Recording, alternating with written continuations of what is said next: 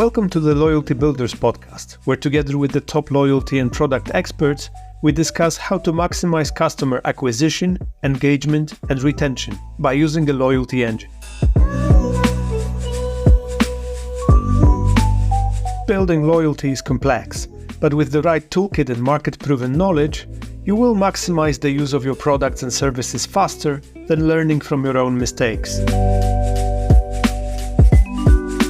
Subscribe to our newsletter and twice a week get tried and tested tactics to build and improve customer loyalty. Hey everyone! This time we're discussing how to grow a B2B e-commerce business with a loyalty program. The goal of this episode is to share expert knowledge and tips from a B2B e-commerce loyalty professional. And our guest is Chadi Al Abbassy, Loyalty and Partnerships Manager at Raqtan Group. Chadi is in charge of Rowad, a customer loyalty program for Equip, the largest online restaurants and cafe equipment supplier in the Gulf Cooperation Council region. Rowad is built on customer feedback, strategic partnerships, and a unique experience for returning customers. So without further ado, here's Chadi.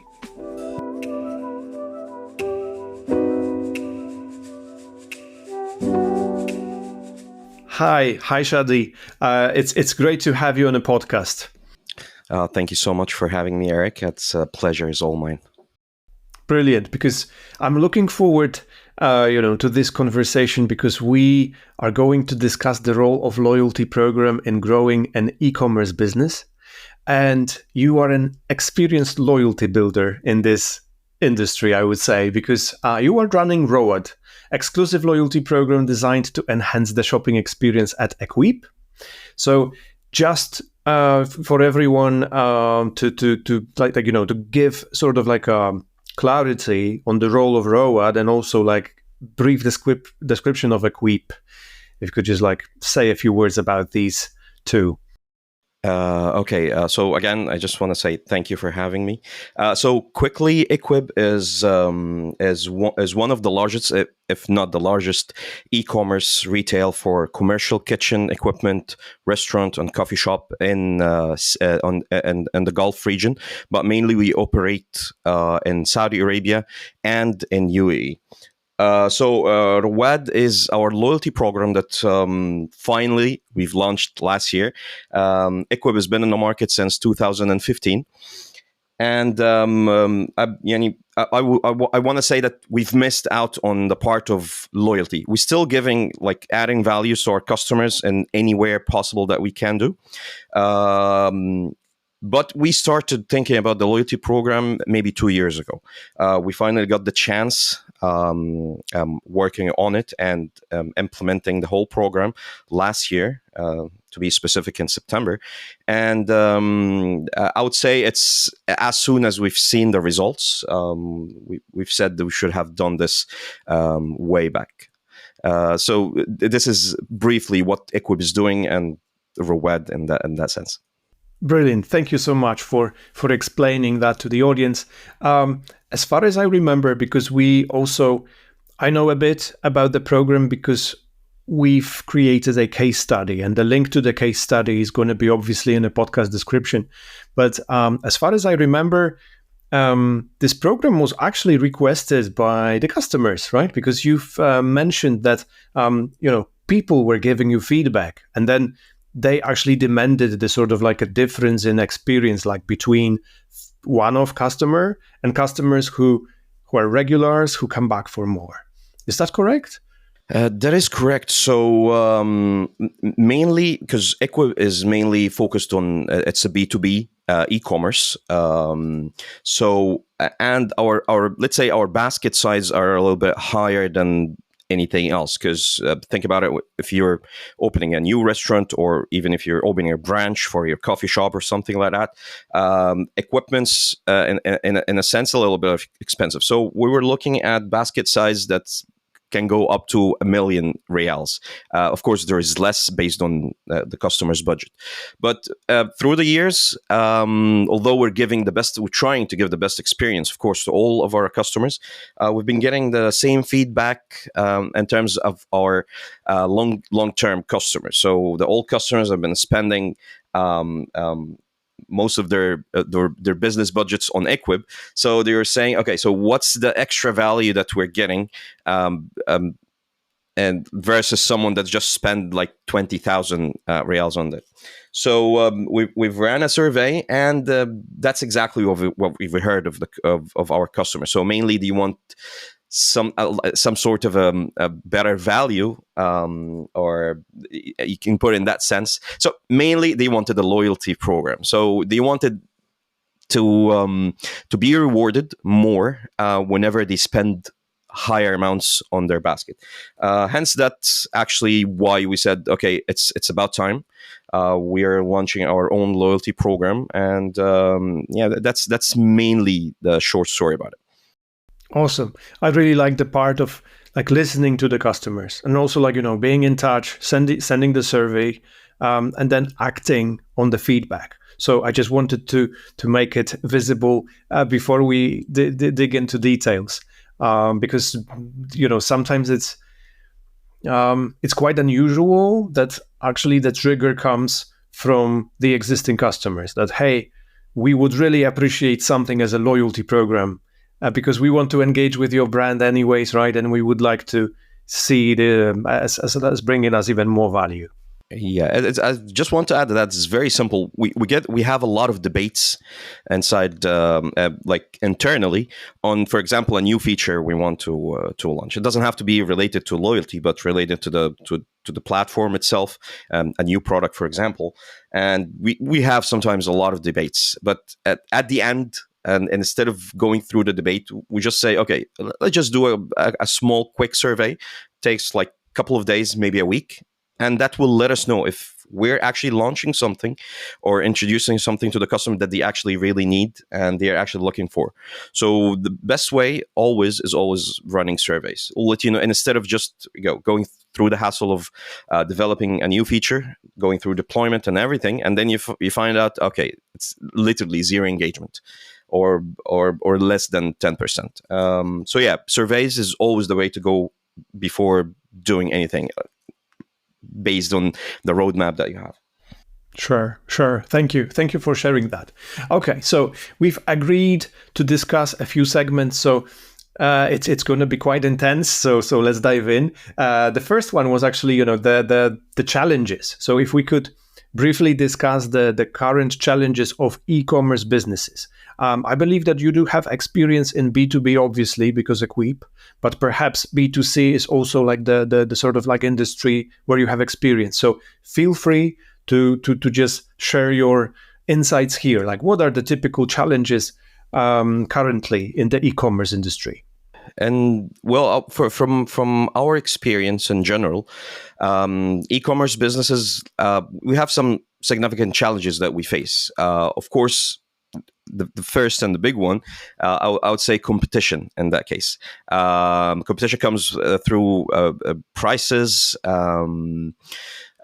mainly pricing and the type of equipment that you're selling, especially when you're dealing with businesses that rely on some sort of equipment as a part of their quality control. You need to be using a specific one. So this is mainly, in that case, is going to be intense competition, pricing, and equipment in that case. So in our field, in that matter, let's say that to e-commerce, one of our competitors is almost selling the same equipment that we have. We have a little bit of competition and pricing, as I said. This is one of the things why we actually introduced price match in our platform. So if the customer got the same product or similar an alternative to our product from a different platform, we usually do price match. But again, this is a little bit not sustainable because again, and it depends on what you're actually providing, the value that you're adding to your customer through their journey. So pricing, the checkout, delivery, and after service. Mainly after service is what the customer is looking for. They might have the same product on two platforms with the same pricing, same delivery time, and everything, and their decision to get it from us or from someone else is going to be their experience or their previous experience from the after sale or after service in that case. So that's one of the things that a loyalty program came to work around.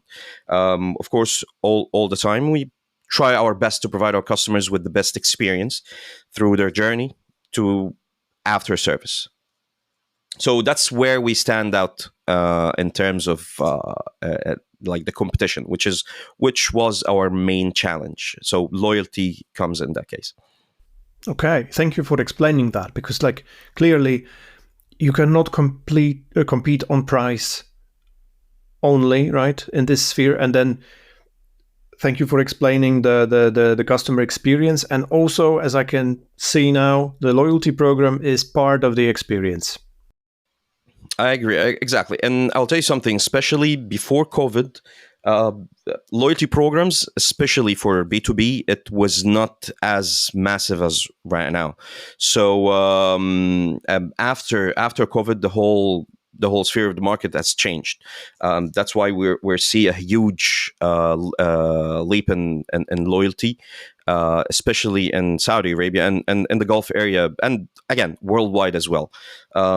So again, loyalty has not become just an accessory that businesses can add. It's mainly a pillar if the business want to succeed, of course.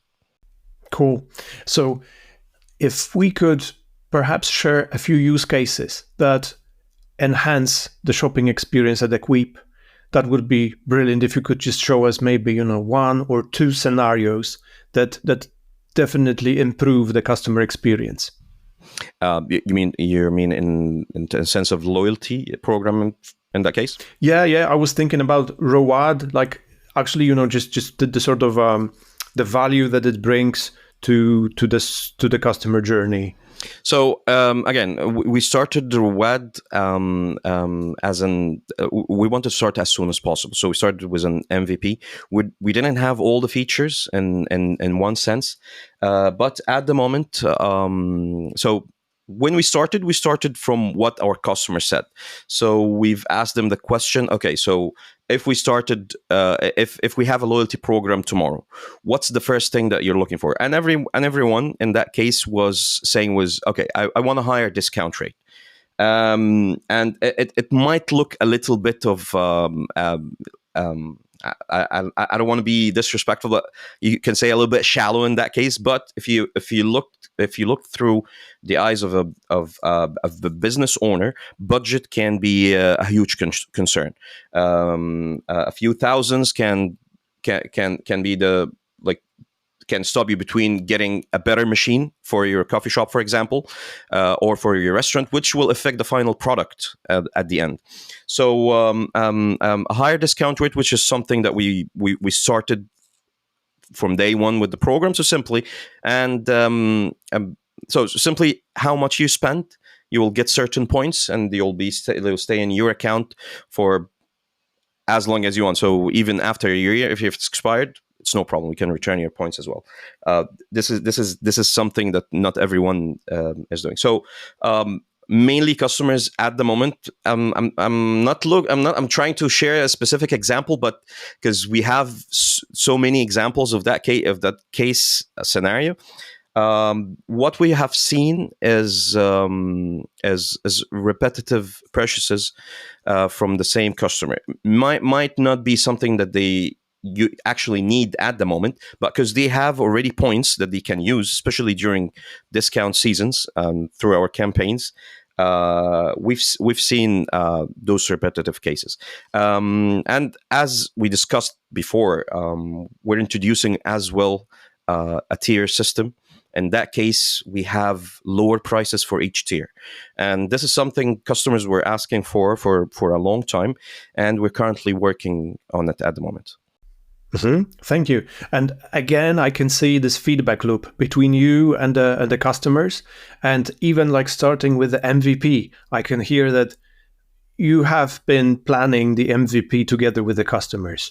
Am I correct? That's correct. So again, as I said in the beginning, I cannot introduce something or a feature that the customer does not want instantly. So, and again, customers been using Equip for almost, we're almost 8 years, 7 years now. So I thought, like, we thought that it's going to be a little bit harder, introduce a little bit of complicated program for the customer to adhere to. So that's why we started very, very basic features.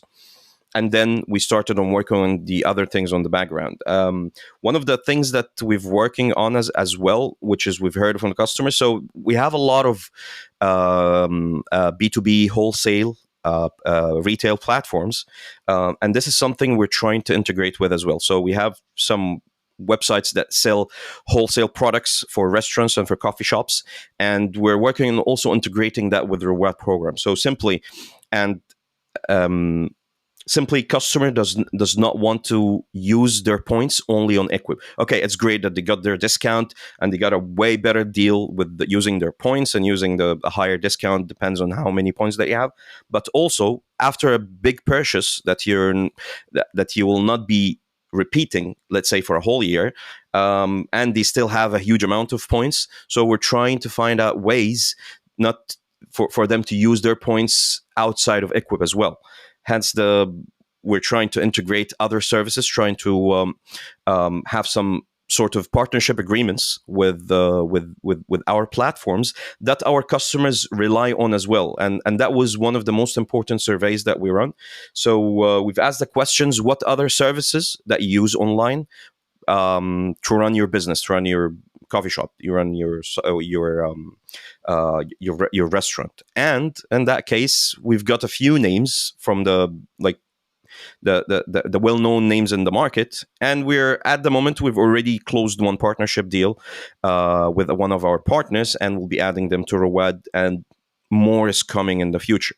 And that's mainly adding the value to the customer. That okay, you have points. Because you spend 30,000 reals, you don't have to spend them all on Equip. You have the chance to use it elsewhere as well. So even if it's, by the way, even if it's not even related to their business, maybe, and this is something also we're launching, you can use it to redeem a voucher on an airline, for example, for a vacation house or whatever.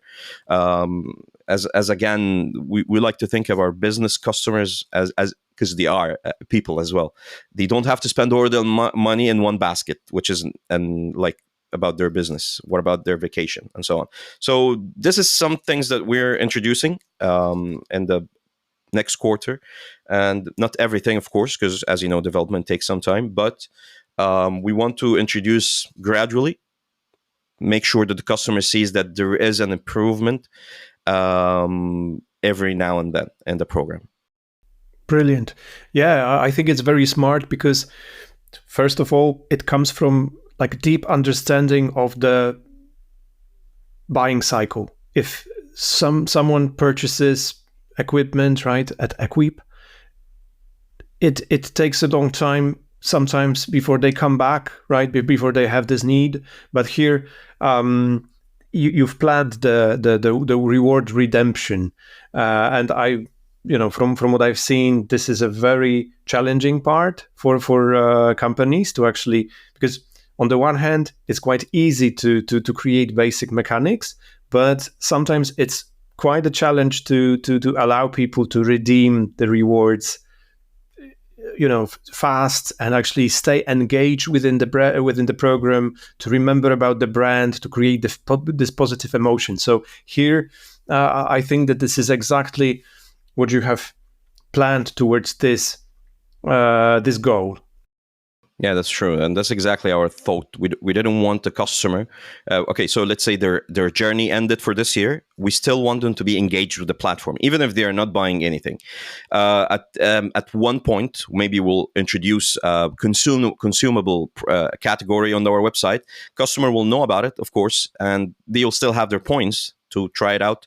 They can use to get anything else in the process. So mainly we're trying to look for engagement, even if it doesn't mean a purchase, but at least customer is still connected to the brand.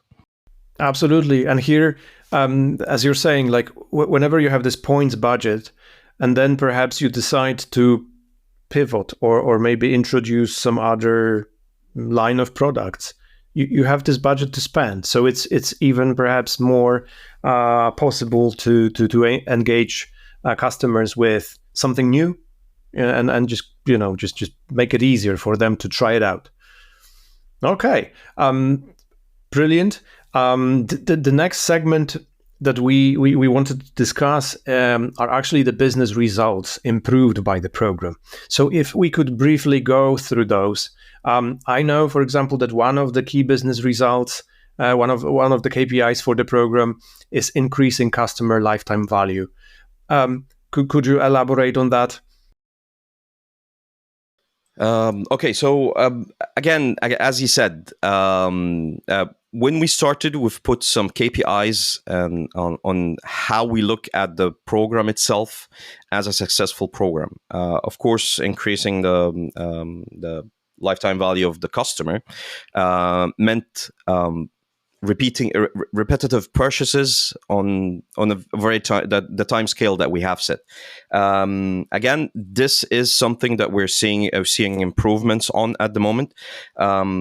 It might not be as big as you can see in a B2C, because again, customers the customer's journey and the lead cycle itself, it takes longer than B2C.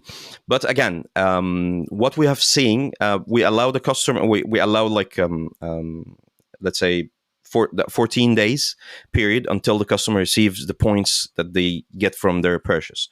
And we've seen this scenario happening a lot. Customers, they have a second purchase after those 14 days. The percentage is a little bit higher.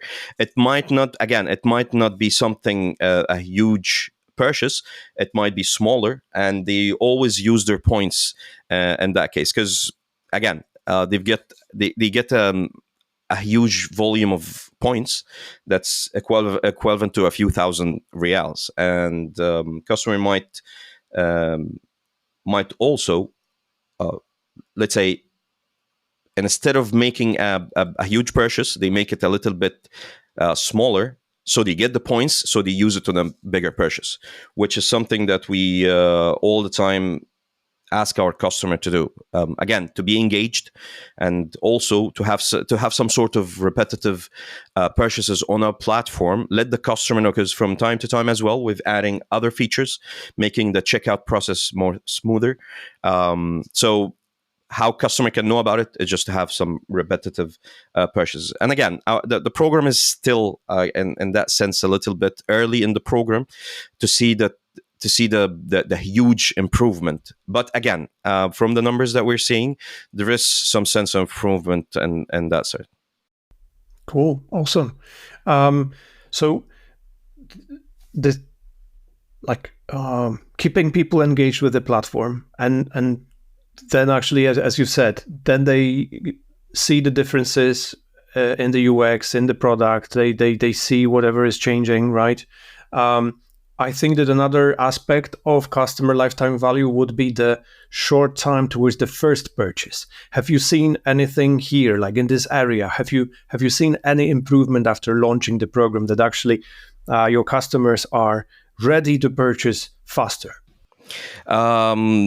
Again, so when we've set the metric, it was mainly to understand the long-term value of that the customer brings to the business itself.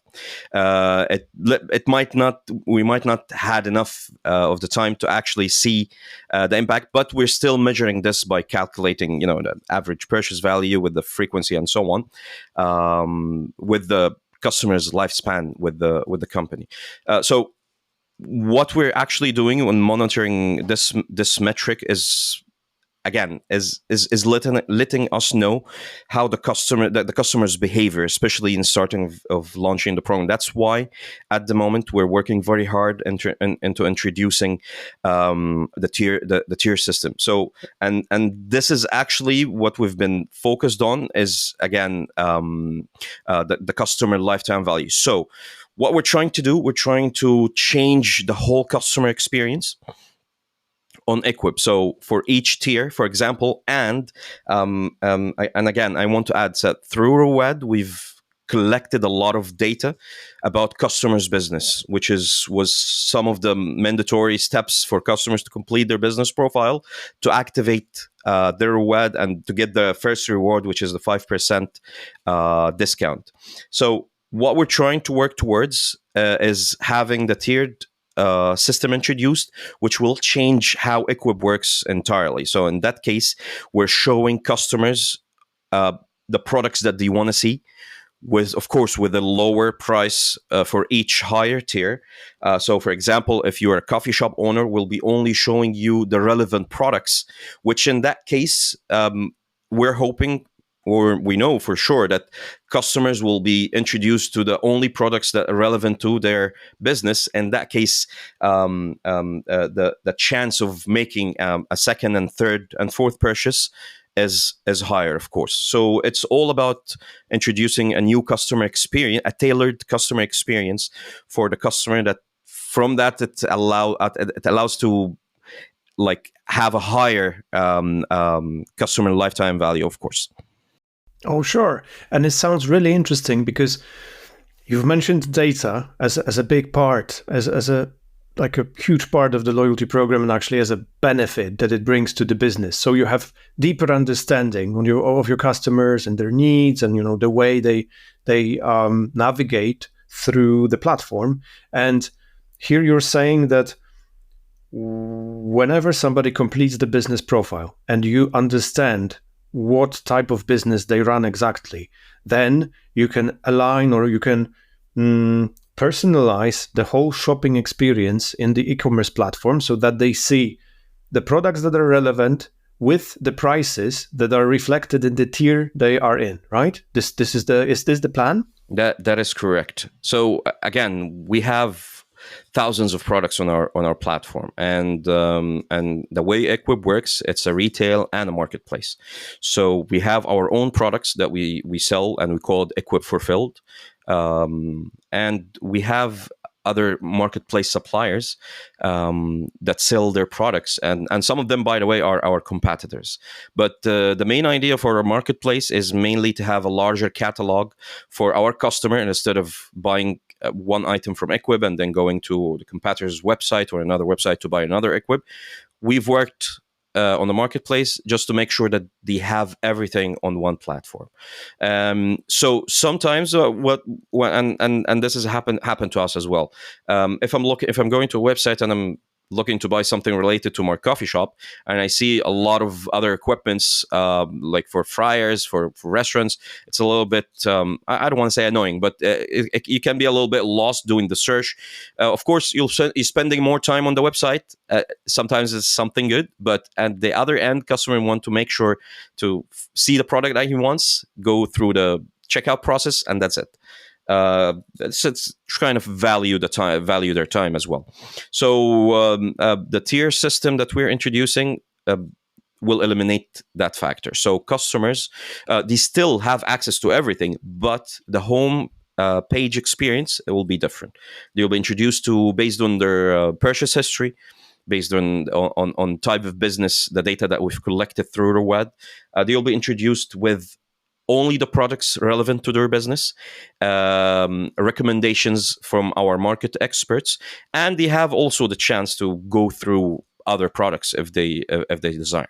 But again, it's mainly, and that's what we've learned from the data that collected, that customers wants to have some sort of a tailored experience, and that's shows some sort of